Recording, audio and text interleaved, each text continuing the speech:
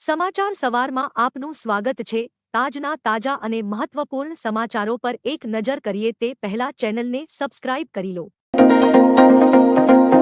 આજે આ જિલ્લાઓમાં પડી શકે ધોધમાર વરસાદ। ગુજરાતમાં 2 દિવસથી વરસાદે જોર પકડ્યું છે। ગઈકાલે પણ સુરત સહિત અનેક વિસ્તારોમાં હળવોથી મધ્યમ વરસાદ વરસ્યો હતો। ત્યારે હવામાન વિભાગ દ્વારા કરવામાં આવેલી આગાહી અનુસાર આજે 22 ઓગસ્ટના રોજ દાહોદ, છોટા ઉદેપુર અને ભરૂચ, નર્મદા, સુરત અને તાપી, નવસારી, ડાંગ અને વલસાડમાં ભારે વરસાદની શક્યતા છે। કચ્છ, મોરબી અને સુરેન્દ્રનગર, બોટાદ, જામનગર અને રાજકોટ, અમરેલી, ભાવનગર અને જૂનાગઢ, ગીર સોમનાથ, પોરબંદર અને દેવભૂમિ દ્વારકા, આણંદ, વડોદરા અને પંચમહાલ, મહીસાગર, ખેડા અને અમદાવાદ, ગાંધીનગર, અરવલ્લી અને સાબરકાંઠા, મહેસાણા, પાટણ અને બનાસકાંઠામાં હળવોથી મધ્યમ વરસાદ વરસી શકે છે। ગુજરાત વિધાનસભા સત્રમાં કૃષિમંત્રીએ કહ્યું, રાજ્યમાં ખાતરનો પૂરતા પ્રમાણમાં જથ્થો ઉપલબ્ધ, માગણી કરતા વધુ જથ્થો ફાળવ્યો। વિધાનસભા ગૃહ ખાતે ગુજરાતમાં ખાતરની ઉપલબ્ધતા અંગે ધારાસભ્ય દ્વારા પૂછાયેલા પ્રશ્નનો પ્રત્યુત્તર આપતા કૃષિ મંત્રી રાઘવજી પટેલે જણાવ્યું હતું કે ગુજરાતમાં ખાતરનો પૂરતા પ્રમાણમાં જથ્થો ઉપલબ્ધ છે। રાજ્યમાં ક્યાંય પણ ખાતરની અછત ન સર્જાય તે માટે ભારત સરકારે ગુજરાતને માગણી કરતા વધુ ખાતરનો જથ્થો પૂરો પાડ્યો છે। છેલ્લા 1 વર્ષમાં ભારત સરકાર સમક્ષ યુરિયા, ડીએપી અને અન્ય ખાતર મળીને કુલ 60 લાખ મેટ્રિક ટન જથ્થાની માંગણી કરી હતી, જેની સામે ગુજરાતને માંગણી કરતા વધુ આશરે 62 લાખ મેટ્રિક ટન જથ્થો ફાળવવામાં આવ્યો છે, તેમ તેમણે ઉમેર્યું હતું। સુરતમાંથી વધુ એક નકલી ફેક્ટરી ઝડપાઈ। ડેટોલ અને હાર્પિક સહિતની ડુપ્લિકેટ વસ્તુઓના જથ્થા સાથે એકની ધરપકડ। સુરતમાંથી વધુ એક નકલી ફેક્ટરી ઝડપાઈ છે। સરથાણા વિસ્તારમાંથી આ નકલી ફેક્ટરી ઝડપાઈ હતી, જ્યાં બ્રાન્ડેડ ડેટોલ અને હાર્પિક સહિતની બ્રાન્ડેડ ચીજવસ્તુઓનું ડુપ્લિકેશન કરવામાં આવતું હતું। સરથાણા પોલીસની ટીમે દરોડો પાડીને બ્રાન્ડેડ પ્રોડક્ટના ડુપ્લિકેટ જથ્થા સાથે મુદ્દામાલ જપ્ત કર્યો છે અને એક વ્યક્તિની ધરપકડ કરી છે। પતરાના શેડ બનાવનીને ડેટોલ, હાર્પિક અને લાયઝોલ લિક્વિડની ડુપ્લિકેટ પ્રોડક્ટ બનાવવામાં આવતી હતી। પોલીસે દરોડા, ડુપ્લિકેટ જથ્થો અને રો મટીરીયલ સહિતનો મુદ્દામાલ જપ્ત કર્યો છે, તેમજ પ્રકાશભાઈ નામના વ્યક્તિની ધરપકડ કરી છે।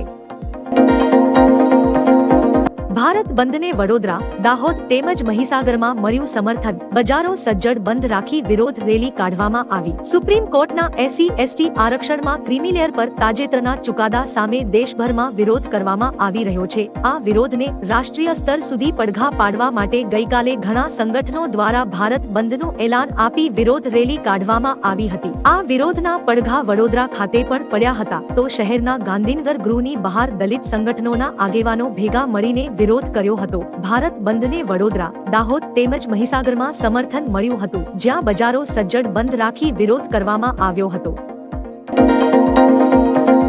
ગીર સેન્ચ્યુરીમાં બિસ્કિટ અને ચિપ્સ લઈ જવા પર પ્રતિબંધ। ગિરનાર પ્લાસ્ટિક પ્રતિબંધની PIL મામલે હાઈકોર્ટમાં સુનાવણી દરમિયાન સરકારે જણાવ્યું હતું કે ગિરનાર ઇકો સેન્સિટિવ ઝોન અને તેની અંદર આવેલા 27 ગામડાઓમાં પ્લાસ્ટિકની થેલીઓ, પ્લાસ્ટિક બોટલ, પાન મસાલા અને વેફરના પ્લાસ્ટિકના પડીકા તેમજ અન્ય પ્લાસ્ટિક મટીરીયલ ઉપર પ્રતિબંધ મૂકવામાં આવ્યો છે। ગીર સેન્ચ્યુરીમાં બિસ્કિટ અને ચિપ્સ લઈ જવા પર પ્રતિબંધ છે। કોર્ટે કહ્યું કે યાત્રાળુઓ દરેક જગ્યાએ ગંદી કરે છે।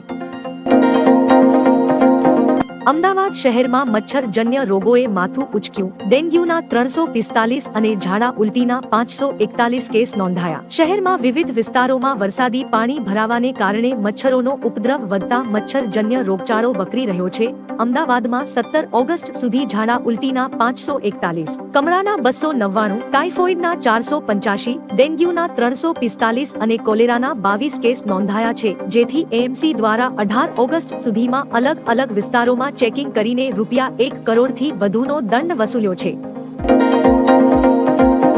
સુરતમાં ધોધમાર વરસાદ પડતા રસ્તા પર પાણી ભરાયા। સુરતમાં મેઘરાજા ફરી એકવાર મનમુકી વરસી રહ્યા છે। વરસાદી માહોલ સવાતા રસ્તાઓ પર પાણી ભરાઈ ગયાના દ્રશ્યો સામે આવી રહ્યા છે। પાણી ભરાતા વાહનો બંધ પડ્યા છે અને ધક્કો મારવો પડ્યો હતો। ટ્રાફિક જામની સ્થિતિ સર્જાઈ છે અને ઠેર ઠેર પાણી ભરાઈ ગયા છે। અલથાણ પાસે આવેલ શ્યામ મંદિર રોડ પર પાણી ભરાવાની સ્થિતિ સર્જાઈ હતી। પાણી ભરાતા સ્કૂલ જતા બાળકો અટવાયા હતા। સુરેન્દ્રનગરના વઢવાણમાં બંધની અસર, દેખાવકારોએ માલગાડીને અટકાવી વિરોધ વ્યક્ત કર્યો. સુપ્રીમ કોર્ટ દ્વારા SC/STમાં ક્રિમિનલ લાગુ કરવાનો નિર્ણય કરાયો હતો, જેનો દેશભરમાં વિરોધ કરવામાં આવ્યો હતો. આ વિરોધના પગલે ગઈકાલે ભારત બંધનું એલાન આપવામાં આવ્યું હતું, જેની ગુજરાતમાં મિશ્ર અસર જોવા મળી હતી. જો કે રાજ્યના અમુક ભાગોમાં દેખાવો અને વિરોધ કરવામાં આવી રહ્યા છે અને દુકાનો બંધ કરાવાઈ રહી છે. સૌરાષ્ટ્રમાં પણ ક્યાંક ક્યાંક બંધની અસર છે તો ક્યાંક દેખાવો કરાયા હતા. સુરેન્દ્રનગર જિલ્લાના વઢવાણ ખાતે દેખાવકારો દ્વારા માલગાડી અટકાવવામાં આવી હતી, જો કે પોલીસે સમજાવટથી મામલો થાળે પાક્યો હતો. ડાંગમાં ધોધમાર વરસાદ, શિવઘાટ ધોધે લીધું રૌદ્ર સ્વરૂપ. હવામાન વિભાગે કરેલી આગાહી પ્રમાણે ડાંગ જિલ્લામાં પણ ભારે વરસાદ પડ્યો હતો, જેના કારણે શિવઘાટના ભયાનક દ્રશ્યો સામે આવ્યા હતા. વરસાદના આંકડા પ્રમાણે મંગળવારે 24 કલાકમાં આહવામાં સૌથી વધુ 3.72 ઇંચ સાદ વરસ્યો હતો, જેના કારણે જિલ્લાના મુખ્ય માર્ગો પર આવેલા ઝરણામાં પાણીની આવક વધી ગઈ હતી, જેના કારણે ઝરણાઓ ઘણા જ વિકરાળ લાગી રહ્યા છે. બેટ દ્વારકાનું વર્લ્ડ ક્લાસ સ્તરે થશે કાયાપલટ. PM મોદીના માર્ગદર્શનમાં તેમજ મુખ્યમંત્રી ભૂપેન્દ્ર પટેલની નેતૃત્વમાં ગુજરાતમાં અનેક ધાર્મિક અને ઐતિહાસિક સ્થળો ટુરિસ્ટ ડેસ્ટિનેશનને કરોડોના ખર્ચે પ્રવાસીઓ માટે વિકસાવવામાં આવી રહ્યા છે. આ જ રીતે તીર્થ સ્થળ તેમજ આસ્થાની સાથે પૌરાણિક મહાત્મ્ય ધરાવતી પ્રસિદ્ધ ભગવાન શ્રી કૃષ્ણની બેટ દ્વારકાની વૈશ્વિક સ્તરે કાયાપલટ થશે. ગુજરાત પ્રવાસન નિગમ દ્વારા માસ્ટર પ્લાન તૈયાર કરવામાં આવ્યો છે.